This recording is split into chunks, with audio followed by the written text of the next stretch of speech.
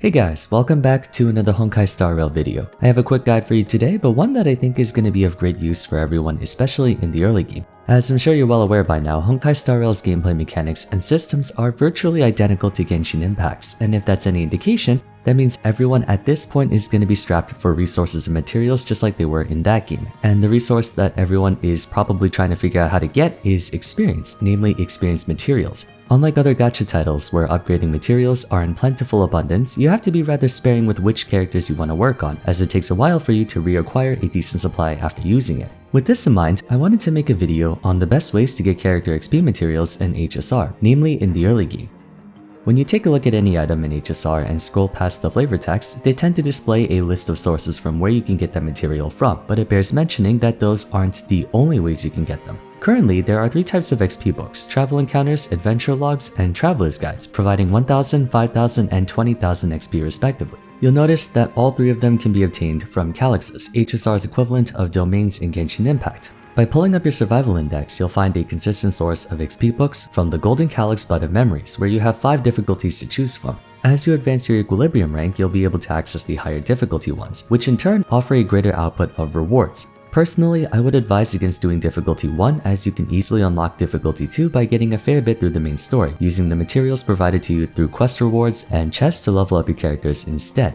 Seeing as how the amount of Trailblaze power needed to run the challenge holds at 10, whether it's difficulty 1 or 5, farming Calyxes isn't exactly the most efficient use of your Trailblaze power. That is, for players who are trying to be really min-max about it. If you want to level up someone early but are just shy of experience, then you can afford to run it a handful of times. But I wouldn't start aggressively farming in Calyxes until you get about difficulty 3, 4, and 5. The next consistent source of XP would be by going through assignments, a feature unlocked once you reach around Trailblazer level 15 or so. I forget when exactly, but you'll get access to it naturally by playing through the main story. Heading over into the second tab, you'll be able to undergo the Nameless Land, Nameless People assignment, which reward XP books after a set amount of real time, and depending on which characters you embark on that assignment, you'll get bonus rewards. Seeing as the only thing you have to do to get stuff is to press a couple of buttons, you should keep a mental note to do this every day. Not a whole lot of experience, but it's practically free and takes no effort, so might as well. Up next, we have your daily training missions, which, as the name implies, are activities you can do on a daily basis to earn free stuff. By reaching 300 points, you get 6 adventure logs per day. Again, not the most bountiful reward, but you can get 300 training points very quickly, if not without even trying, so that's one more thing you should add to your to-do list every day. Continuing on, another good source of early game experience would be the Operation Briefing, a set of quests or challenges to complete that yield Trailblaze experience, upgrading materials, and many more, of which you can get your hands on a decent number of XP books. To be clear, you can only get these rewards once, but the amount you get will definitely be of great use to you in the early game. Not to mention, some of the missions will lead you to other sources of character experience, like the Forgotten Hall. The Forgotten Hall is another source of easy XP books that you can acquire. Actually, I wouldn't call it an easy source. The first few levels you can get through without too much effort though, and every time you do, you get a bunch of materials, XP books included. You don't unlock Forgotten Hall until I believe around Trailblazer level 21 or so, but once you do, I suggest you do the first few stages to get your hands on them. Let's go back to another repeatable source, Nameless Honor. Nameless Honor is HSR's version of the Battle Pass. Every season, you can level up 50 times by earning Nameless experience, and each time you level up, you get a special reward from Lightcone XP materials to credits to free pulls to XP books. Unlocking the top row is free of charge, but to get the rewards from the bottom row, you do have to spend real money, to the tune of roughly $10 USD. I'm by no means encouraging free-to-play players to spend money on the game if you don't want to, but I will say that $10 equates to 5 pulls in HSR, and when you access Nameless Glory, the bottom row gives you 4 free pulls and 680 Stellar Jades, equating to roughly 8 free pulls on top of all the materials you can get. Now, if you're someone who is adamant about not spending a dime on this game, then I won't try to convince you otherwise. However, if you are okay with putting down maybe 20 bucks or so every often, I definitely recommend you get the Nameless Glory because the rewards are more than worth it, at least compared to everything else you can spend money on in this game.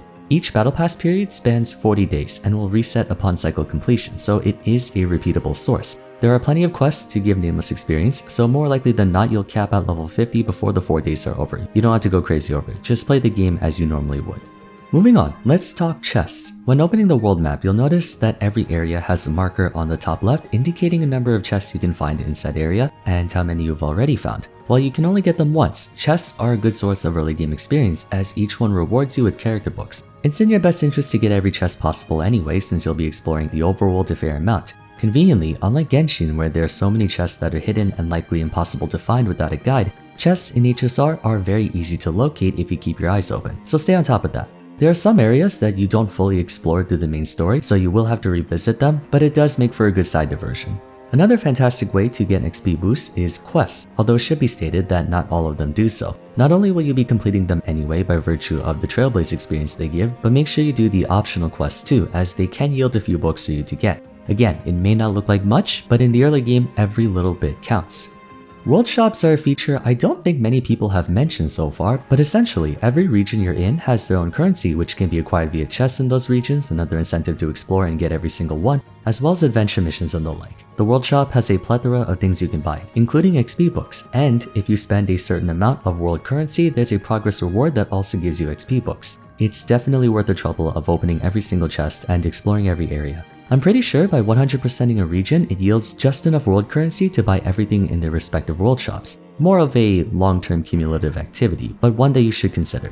One last source of character XP books that I can think of at least is the Embers Exchange. When pulling on HSR's banners, you'll be awarded with a handful of undying embers that can be exchanged for upgrading materials of all kinds. Every week or so, you'll be able to purchase a number of adventure logs. Even free-to-play players should have a fair bit of undying embers just from the free stellar given by the game, provided they use them on pulls. So you can easily get experience books from the store, and I recommend you do so if you're trying to level up all your units.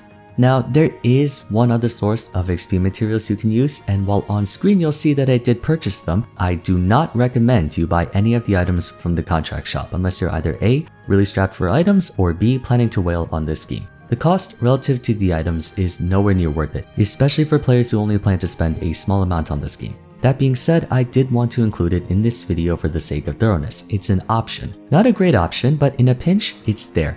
Alrighty, that's all the available sources of XP materials you can get in Honkai Star Rail so far, unless I've forgotten one. If I did, feel free to mention it in the comments down below. One more thing I wanted to talk about before ending off the video is how you should spend those books. As stated earlier, materials are very limited in supply, particularly at the beginning of the game. Obviously, as time goes on, we'll have more and more days worth of Trailblaze power to spend, but at least in the beginning, you have to ration your materials a fair bit. That begs the question, who should you use your experience materials on?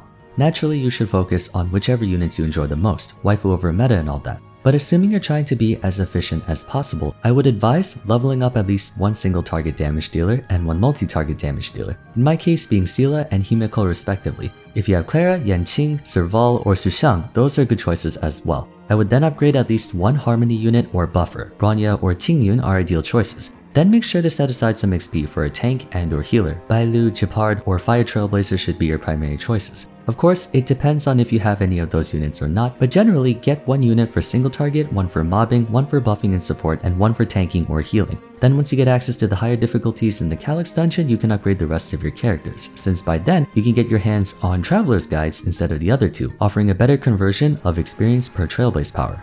With all that said, I hope you found this video insightful. If you have, it would be awesome if you could leave a like and subscribe, really helps out the channel. Don't forget to follow me on Twitter at Vars, join my Discord server, and take a look at my beginner's guide for HSR if you haven't yet. But that's going to be it for today. Thanks so much for watching, and I hope to see you again soon in the next one.